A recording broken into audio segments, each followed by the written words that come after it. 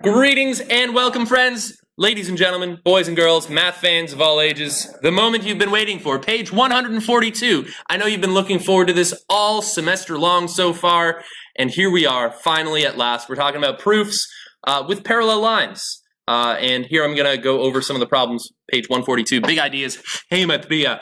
It's going to be good. So here we go. They are asking, question 3, find the value of x that makes parallel to So here we go. It looks like these are in corresponding positions. Would you agree? Yes? Corresponding. I think you agree. Yes. So I am going to suggest, according to the corresponding angles converse, that if these are congruent, then the lines will be parallel. Parallelity of those lines will be maximized. So 3x and 120, when are those congruent? When their angles, when their measures are equal. So def com. So let's see, 3x equals 120. Div both sides by 3. Right? You guys got this? So x is, when x equals 40, then the lines will be parallel. The reasoning was corresponding angles converse. All right? Right. So corresponding angles, when those are congruent, the respective parallel line, or the respective lines cut by a transversal, will be parallel. So the converses we learned yesterday, we start with a fact about angles and we end with parallel lines, whereas 2 days ago we started with parallel lines and we concluded facts about angles. All right, question 7. What types of angles are these? With respect to the lines and the transversal and all that? Those are consecutive interior angles, and by the consecutive interior angles converse, I am expecting that if these were to be supplemental, that if they were to, say, I don't know, add to 180, that then those lines would be parallel. And that is, in fact, how it works. So to solve this little equation I've written for myself, I would start by combining like terms.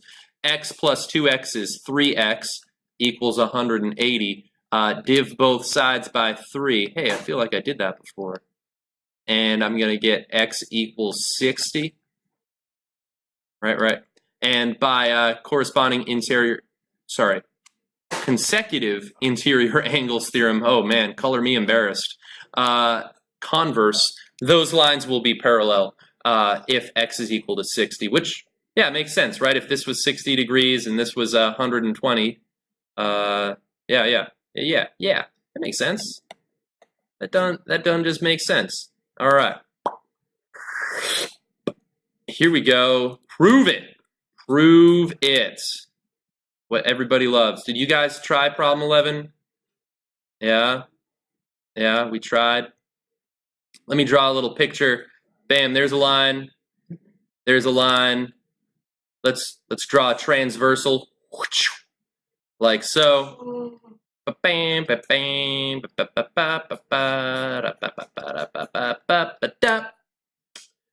So let's label some information in our picture here. So I just drew like an arbitrary situation, regarding lines. So let's draw. Let's see. So alternate exterior angles converse. If this is an exterior angle with respect to these lines that I am hoping to prove parallel, what is its alternate exterior angle? Where would that be hiding? Kind of like, yeah, that guy right there, right? Let's see. Did we prove this one yesterday? I feel like we proved, I don't know, they're all kind of the same anyway. So yeah, another piece of information that would be valuable is if I knew angle 3, I could have worked with that one or that one, depending on which way I wanted to prove this. There's multiple proofs to the same theorem. I don't know if you guys knew that yet. Did you know that? You can prove the same thing multiple ways? Well, little did you know, friends. I don't know if you caught the episode of Dude Perfect when they were proving the Pythagorean theorem to break the Guinness Book of World Records for the world's most proven theorem. Well, it doesn't exist. But the Pythagorean theorem is the world's most proven theorem with over 300 unique proofs. Man, if only Dude Perfect had a proof of the Pythagorean theorem, that would be amazing. But here we go. There's more than one way to prove this. This might not have been what you did, but it is what I'm doing. So let's see. Let's set up my 2 column. Let's see.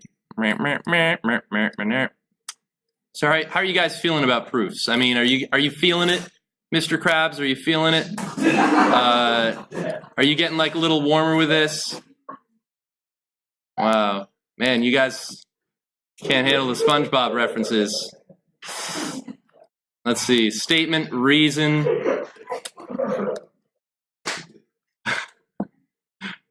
Well, okay, here we go. I'm going to say the following. Angle 1 is congruent to angle 3. Right? Right? Yeah? Right. Why is that true?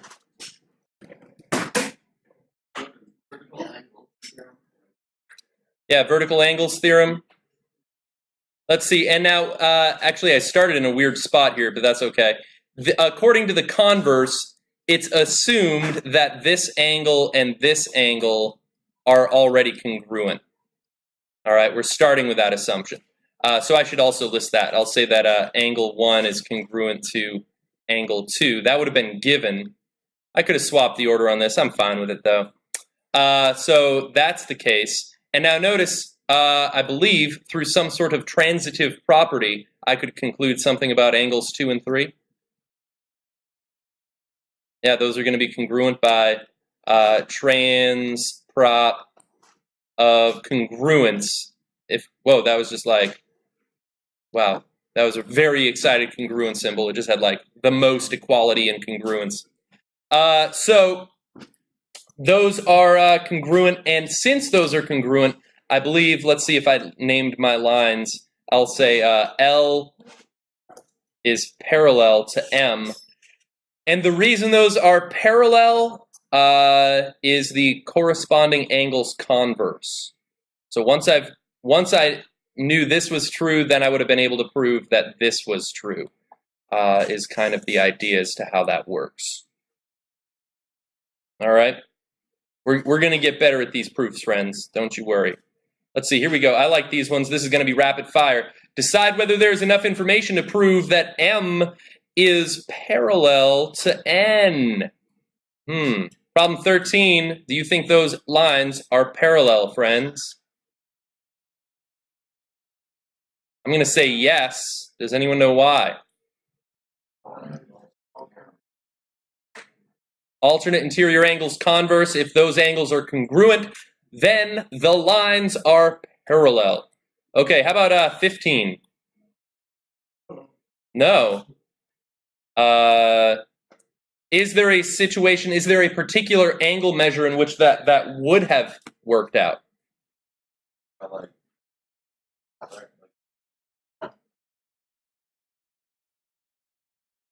Yeah, only if they're 90 degrees. That if that's 90, then that's 90. And then we would have had corresponding angles converse applying. But yeah, those aren't the same angle. Like, think about it. Like, if this was, I don't know, like, let me just exaggerate it. Let's say this was like, I don't know, 50 degrees. And if this is 50 degrees, then it's going to be like all messed up, right? I can't conclude anything about that. The only time those are parallel is if they are 90. And I do not have that information to conclude. All right, how about question 17?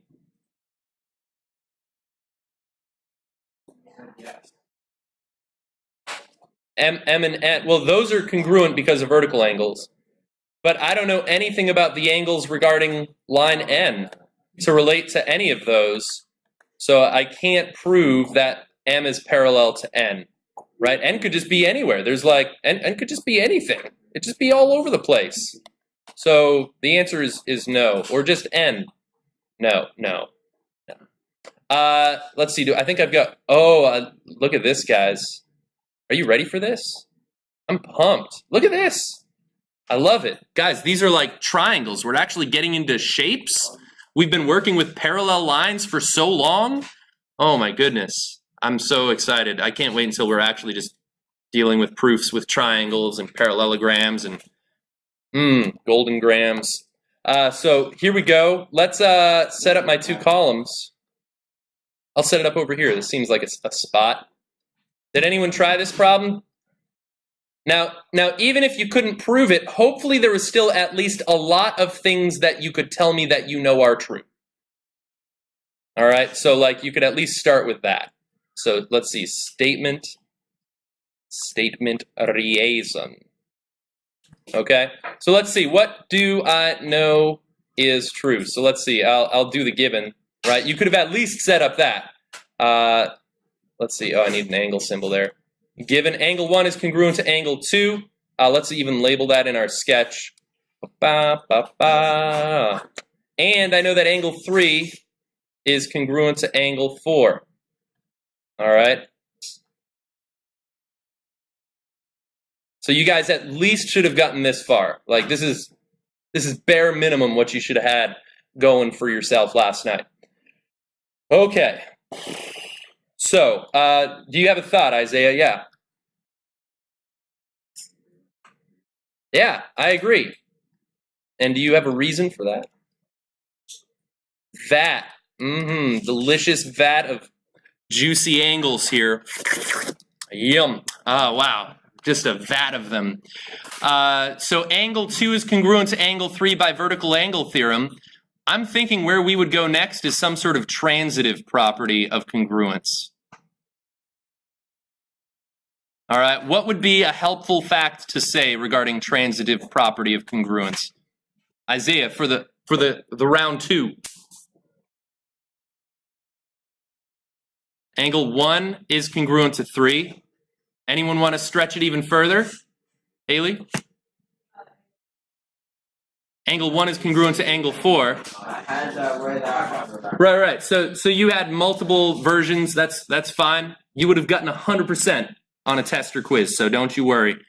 But yeah, let's see if we can follow this train, friends. All aboard. Angle 1 is congruent to angle 2. Angle 2 is congruent to angle 3. And angle 3 is congruent to angle 4. Therefore, Alyssa, I think you would agree, angle 1 is congruent to angle 4. That's the transitive property of equality. Also, those colors remind me of the Joker. It's pretty good. Now, knowing that angle 1 is congruent to angle 4, what types of angles are those with respect to these lines and the transversal AC? What would we name those angles? Alternate interior angles, right? And if I know that those angles are congruent, I believe I could say that AB is parallel to CD by the alternate interior angles. Which is it? Now, converses allow us to prove lines parallel. Theorems would allow us to conclude stuff about the angles. So it's the converse. All right, well, thank you for watching, Internet friends. It's been a joy. Have a great day.